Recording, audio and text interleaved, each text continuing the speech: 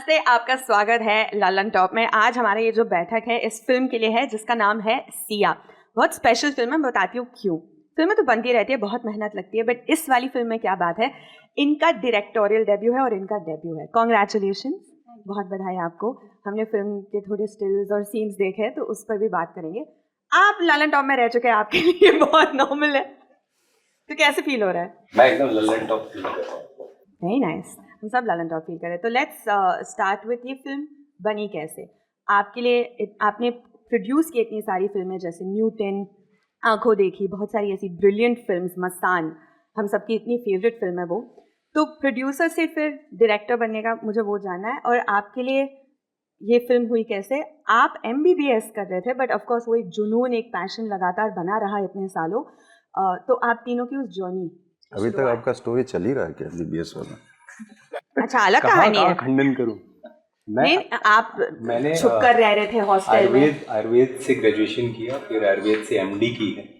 तो उस डिग्री को बोलते हैं BAMS, bachelor of Ayurvedic medicine and surgery, and फिर PG की MD। आयुर्वेदिक डॉक्टर सर्जरी कर सकते हैं? हाँ बिल्कुल। ऑनेस्टली जो मेरी डिग्री है वो MS आयुर्वेदा है, लेकिन फिर मुझे क्या होता है, मुझे समझाना पड़ता है लोगों को, वो तो मेरे को बोलना ही।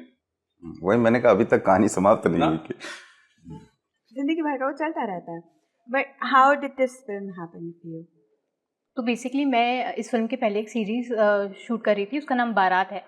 मैं वो शूट करने जा ही रही थी, वो किसी दौरान वो कैंसिल हो गया। देन मुझे ये तीन या चार हफ्ते बाद इस फिल्म का कॉल आया, और सिर्फ मुझे डिस्क्लोज़ नहीं किया था कि दृश्यम है, मनीष मुंद्रा जी की फिल्म है। बस एक लाइन बोली थी, मुकेश छाबड़ा जी ने इस फिल्म की कास्टिंग की है, उसके उनके एक असिस्टेंट ने कॉल किया था, सिर्फ एक लाइन बोली थी कि शायद ये फिल्म आपके लिए टर्निंग पॉइंट हो सकता है। तो शायद मैं उस लाइन से खिंच गई फिल्म की तरफ, और मैंने ऑडिशन दिया, सर ने नरेशन दिया, and this is how it started. आप मुझे करेक्ट कीजिए अगर मैं गलत हूँ, बट जब आप ऑडिशन करते हो, जब आप स्ट्रगल करते हो, ऐसे बहुत लोग बहुत चीज़ें बोलते होंगे आपको, बड़ी बड़ी बातें कि देख लो, बहुत बड़ी फिल्म है, लाइफ बदल जाएगी। कैसे यकीन करें कि ये सच में ऐसे होगा? हाँ, वो तो सही बात है, बट उन्होंने बोला था वुमेन ओरिएंटेड फिल्म है, तो मुझे बहुत मन था कि जब भी मेरा हिंदी सिनेमा में डेब्यू हो तो वो वुमेन ओरिएंटेड हो, ना कि हीरो हीरोइन वाला। आपकी तो बहुत बड़ी कहानी रही है, राइट फ्रॉम चाइल्डहुड। जो हमने कहानियाँ सुनी है आपकी चाइल्डहुड की कहानियाँ, की साड़ी बेच रहे थे, फैमिली की हेल्प कर रहे थे, फिर आपने MBA किया, फिर आप अब्रॉड गए काम करने के लिए, आप नाइजीरिया में थे। फिर कैसे आपने सोचा कि मैं यहाँ पर आके फिल्म्स प्रोड्यूस करूँगा? मैं अभी भी अफ्रीका में काम कर रहा हूँ। फिल्म प्रोडक्शन का तो प्लान नहीं था, बट फिल्म से जुड़े रहने का प्लान था बचपन से। और जब बड़े हुए तो रियलाइज़ हुआ बिना पैसा कुछ होगा नहीं, तो इसलिए पहले पैसा कमाया जाए। जब पैसा कमा लिया तो समझ में आया कि सीधा डायरेक्शन तो होगा नहीं, प्रोडक्शन करते हैं, प्रोड्यूस करके थोड़ा समझे, सीखे, इंडस्ट्री को समझे, एंड देन अभी मुझे लगता सही समय था तो डायरेक्शन में हाथ आजमा लिया जाए। बहुत सी आपने स्क्रिप्ट्स पढ़ी, डिसाइड किया डायरेक्टर बनने से पहले कि इस वाली फिल्म मैंने खुद ने लिखी है इसमें।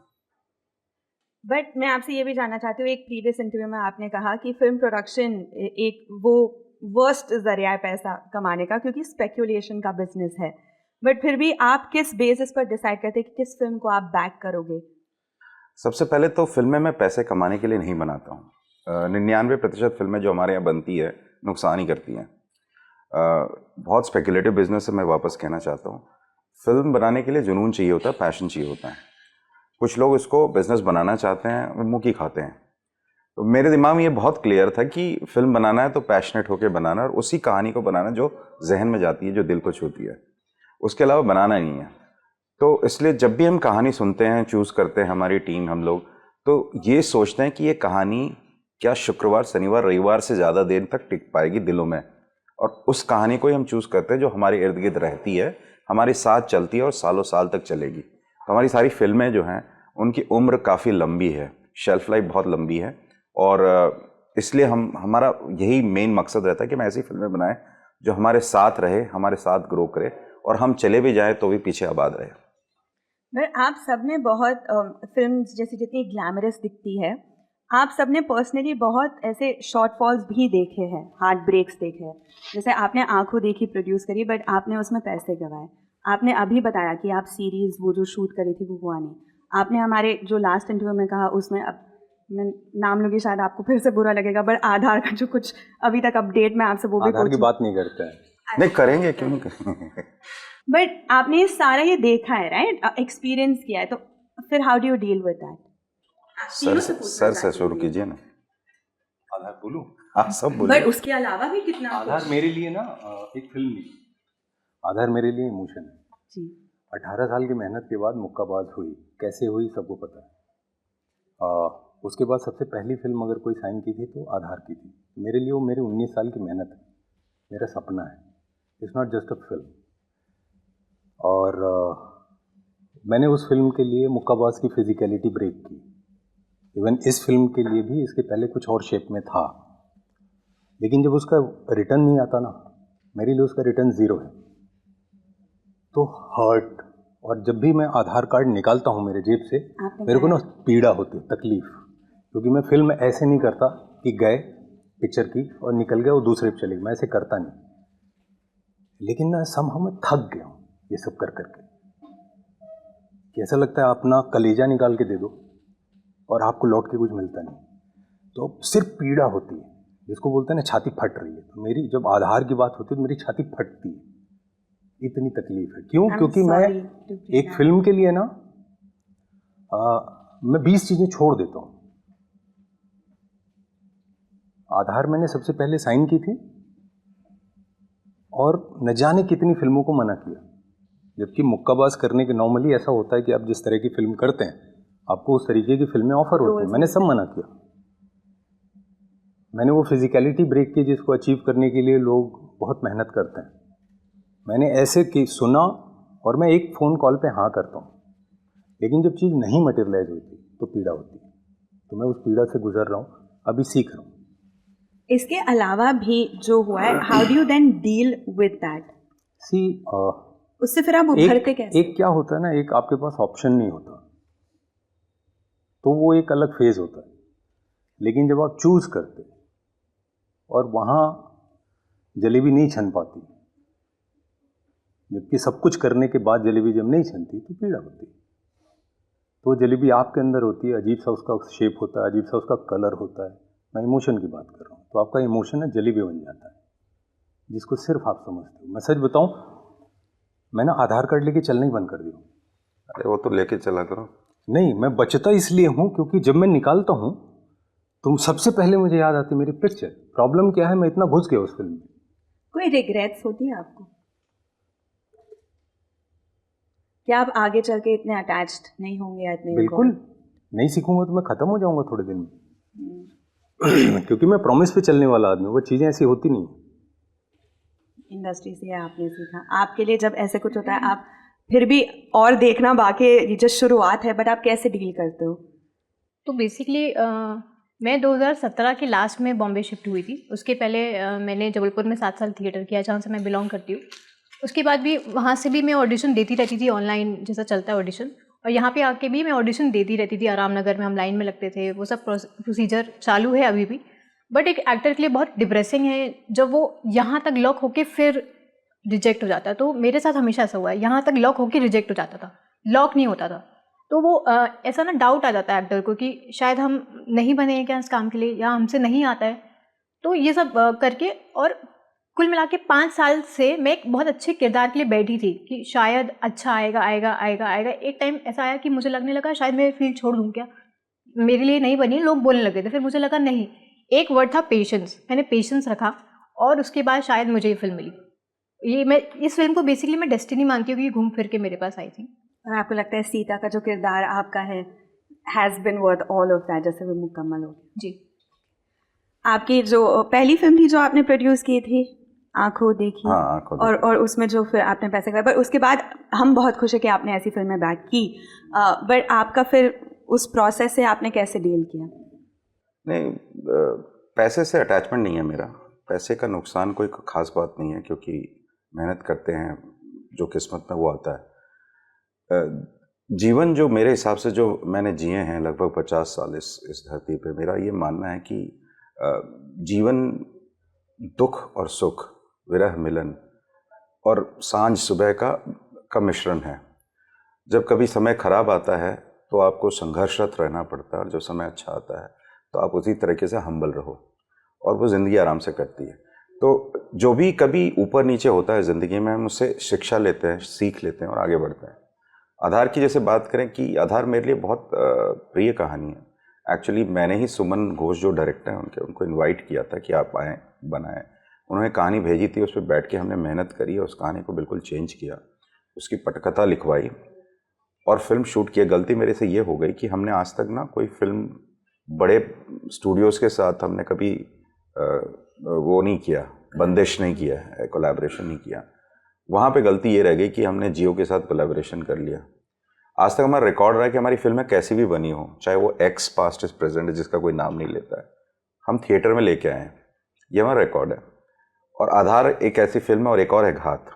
वो दो फिल्म में जियो के चक्कर में फंस गया, राइट्स उनके पास हैं रिलीज़ के, और उनको लगता है कि ये दोनों फिल्में जो हैं वो जो करंट राजनीतिक सर्कमस्टांसेस है उसके अगेंस्ट है, जो कि वो समझ नहीं पाते क्योंकि उन्होंने देखी नहीं है फिल्म, और उन्होंने उसको रख ली। पैसे भी नहीं दिए, हमारे पैसे ख़राब हो गए। तो एक तो अटैचमेंट था फिल्म के साथ, मेहनत करी थी हमने फिल्म में, हमारे घर गांव में जाकर के शूट करी थी, उसके अलावा पैसे और अटक गए। बट हमने क्या किया, उसको देख के बैठे रहने से तो अच्छा है कि कुछ और करें, आगे बढ़ें और आगे बढ़ें ज़िंदगी में। विनीत भाई से मैं ये बोलूँगा, आगे बढ़िए ज़िंदगी में, और भी कई ज़माने आएंगे, तब देखा जाएगा, सबका अपना समय होता है। Wisely said. मैं आप तीनों से पूछना चाहती हूँ, 16 की जो रिलीज़ डेट है, और ये हम एक ट्रेंड भी देखते आ रहे हैं कि बॉयकॉट हो रही है फिल्में, तो आपको थोड़ा ऐसे डर रहता है कि आप बिल्कुल नहीं बाइकआउट क्यों आएगा? अच्छा, जो गलतियाँ करते हैं उनको बाइकआउट करते हैं, हमारा बाइकआउट। आप रिसेंटली एक ट्विटर स्पेस में थे जहाँ आपने अपने व्यूज़ शेयर किए, आप अगर वो हमारे साथ शेयर कर पाए। नहीं, मेरा ये मानना है कि ये तो बात तय है कि हिंदुस्तान का जो ऑडियंस है वो जागरूक हो रहा है। अब उनके पास इतने ऑप्शंस हैं, इंटरनेशनल लेवल के ऑप्शंस हैं, और उनके पास इतने ज़्यादा what we can say is exposure है, that is the right word, exposure है, कि जब हम एवरेज फिल्में बना करके उनके सामने रखें तो वो इमीडिएटली रिजेक्ट करेंगे। ये जो बाइकआउट का टर्म दे रहे हैं, मोर मीडिया ड्रिवन है, मेरे हिसाब से ये रिजेक्शन है, ऑडियंस का गुस्सा है। आप अच्छी फिल्म बनाओ, कौन बाइकआउट करे, कौन रिजेक्ट करेगा, सब जाके देखेंगे। बट आप अगर मामूली फिल्में बनाएंगे, निम्न स्तर की फिल्में बनाएंगे और एक्सपेक्ट करेंगे कि ऑडियंस जाए और आपको वो सारा प्यार दे, वो अब नहीं होगा, क्योंकि अब ऑडियंस बहुत समझदार हो गया।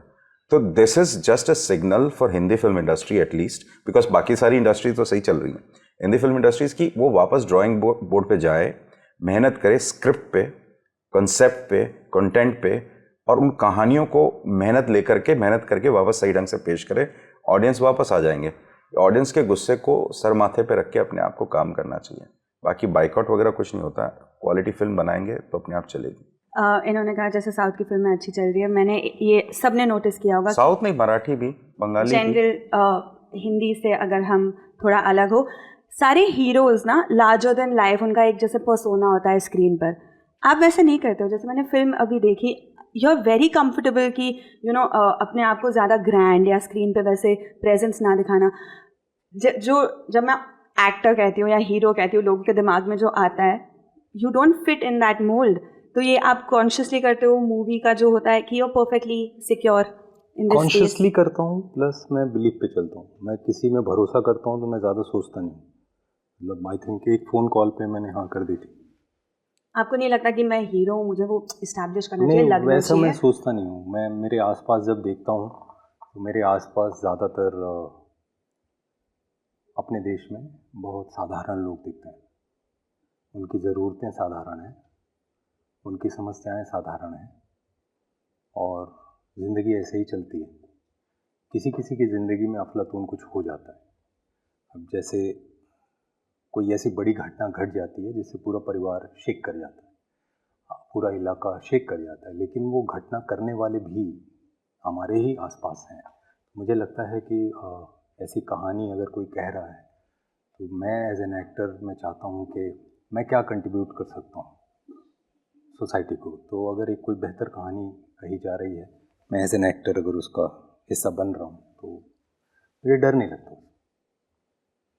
और जैसे इन्होंने कहा कि बहुत साधारण जो इंसान होता है और उसकी ज़रूरतें होती है, जो कि सीता का किरदार है, उसे बस अपने राइट्स चाहिए। जो उसके साथ हुआ है वो she wants to fight it lawfully, but आपके लिए as somebody who is debuting, ये बहुत ही पावरफुल येट सेंसिटिव, जो डिफ़िकल्ट भी हुआ होगा काफ़ी, आप मुझे उसके बारे में बताइए। आपकी प्रेप क्या थी, आपका स्टेट ऑफ माइंड क्या था? तो बेसिकली हम साथ में टीम में रेकी में गए थे, तो क्योंकि हमको मतलब मुझे सर के साथ वर्कशॉप का टाइम नहीं मिला, इतनी जल्दी सब कुछ हुआ। तो सर ने मुझसे बोला था कि हम रेकी पे जा रहे हैं, हम अपना काम करेंगे, आप अपना काम कीजिएगा।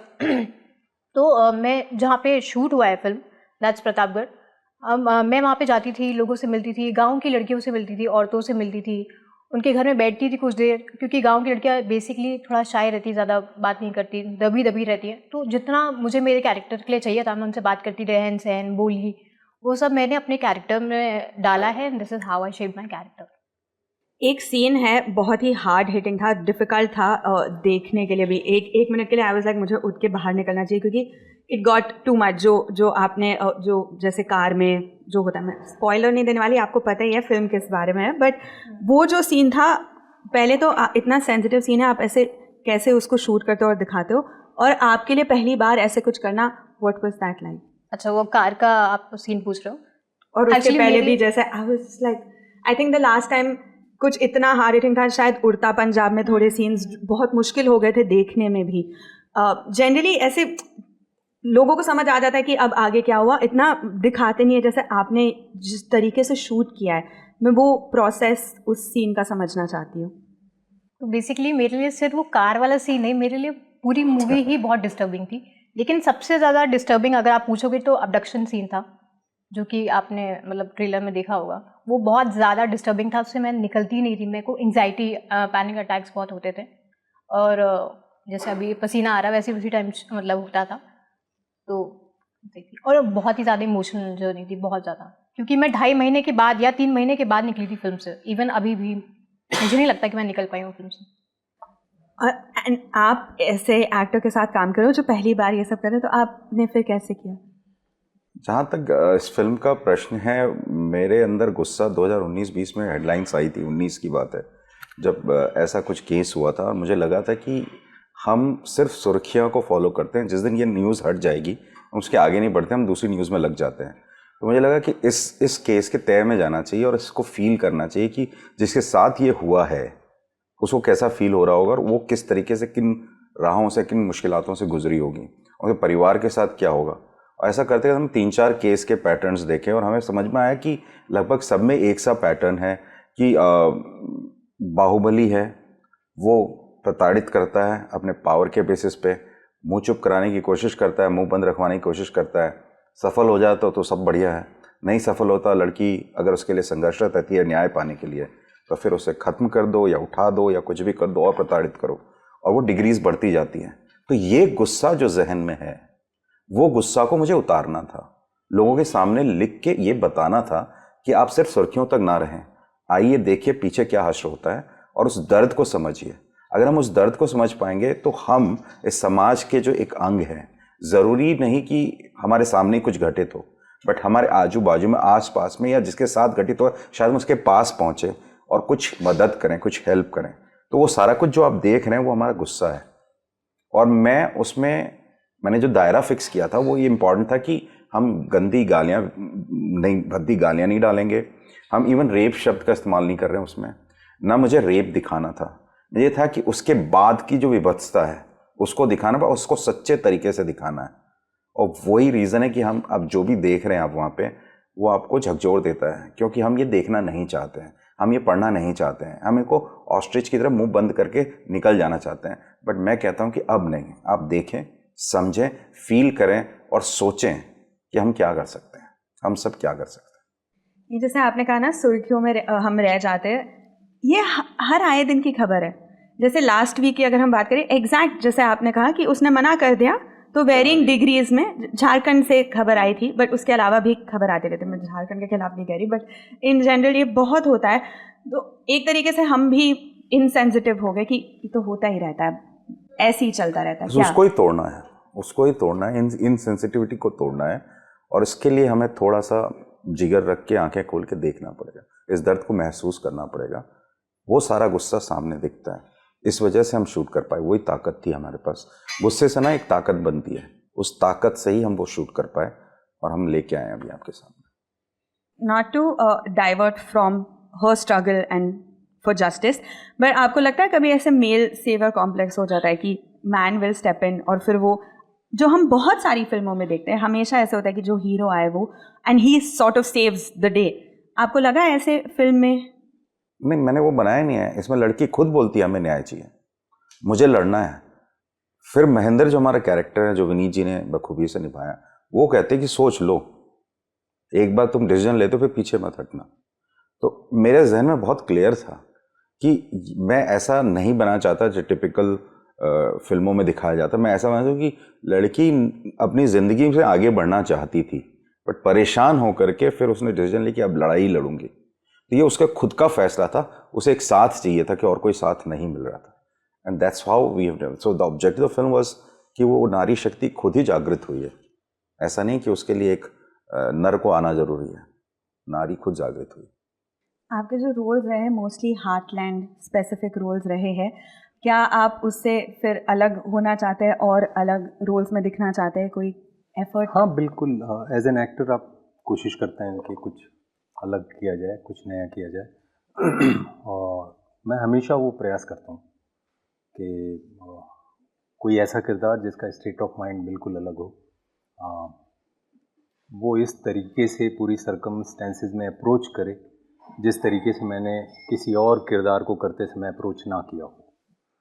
तो मैं कोशिश यही करता हूँ कि किरदार का एक तो दिल दिख जाए कि वो किरदार चाहता क्या है, सोचता क्या है, वो साफ साफ दिखे, और वो स्टेट ऑफ माइंड के साथ में किसी और किरदार को ना किया हूँ. तो आगे हाँ, इसका नतीजा हमें देखने मिलेगा अलग रोल्स में कुछ और. अगर आप हमें बता सकते हो आगे कहाँ? आगे जो भी कर रहा हूँ सब कुछ अलग है, सारी चीज़ें. मेरी कोशिश यही होती है कि जो किया हूँ उसमें फिर बंद के ना रह जाओ. हाँ, उससे कुछ अलग करूँ. नहीं तो मैं मेरे लिए मेरा मेजरली एक बड़ा शुरुआत मेरे लिए मुक्काबाज है, लेकिन मुक्काबाज जैसे मैंने कोई दूसरी फिल्म अभी तक नहीं की. बहुत काबिल तारीफ डेब्यू के बाद आप क्या स्टेट ऑफ माइंड में है, और सबसे इंडस्ट्री से अब कैसा फीडबैक आपको मिला है? सबसे एक मेमोरेबल फीडबैक अगर कुछ हो. तो सबसे पहला स्क्रीनिंग हमारा जयपुर में था. जयपुर में बहुत ऑनेस्ट रिव्यूज़ मिले थे, इतनी जेन्युइन ऑडियंस आई थी, बहुत प्यार से वो लोग ने ग्रीट किया, इतने अच्छे से बताया जो जो उनको पसंद आया, क्या क्या उनको. एक कल हमारी कैलकाटा में स्क्रीनिंग थी, तो वहाँ पे मैं एक लेडी से मिली जो कि नेशनल अवार्ड फिल्म मेकर हैं. वो जब निकली और वो एकदम हिली हुई थी, तो मुझे लगा कि उनके दिल तक गई है फिल्म. तो बहुत अच्छा लगा ये सब सुन के कि मतलब हमने जो बनाया कम से कम वो लोगों तक पहुंचा और लोग वो फील कर पा रहे हैं. तो अच्छा लगा, बहुत अच्छा लगा. Thank you.